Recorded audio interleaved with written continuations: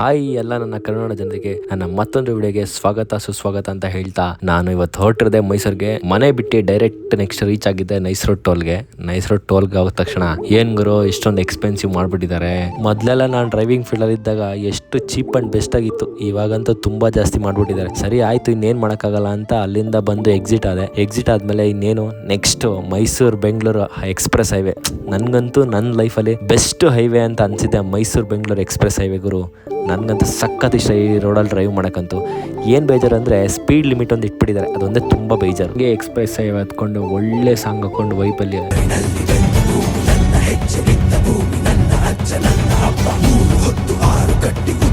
Finally Mysuru reach ಆಗಿ ಒಂದು ಒಳ್ಳೆ ಬ್ರೇಕ್ಫಾಸ್ಟ್ ಮಾಡಿ ನನ್ನ ಫ್ರೆಂಡ್ ಮೀಟ್ ಮಾಡೋಣ ಅಂತ ಹೋದೆ. ನನ್ನ ಫ್ರೆಂಡ್ ಶಶಿ ಅಂತ, ಅವನ ಹತ್ರ ಮೀಟ್ ಮಾಡ್ಕೊಂಡು ಗಾಡಿ ಇಸ್ಕೊಂಡು ಡೈರೆಕ್ಟ್ ಮೈಸೂರು ಸಿಟಿ ಒಳಗಡೆ ಎಂಟ್ರಿ ಆದೆ.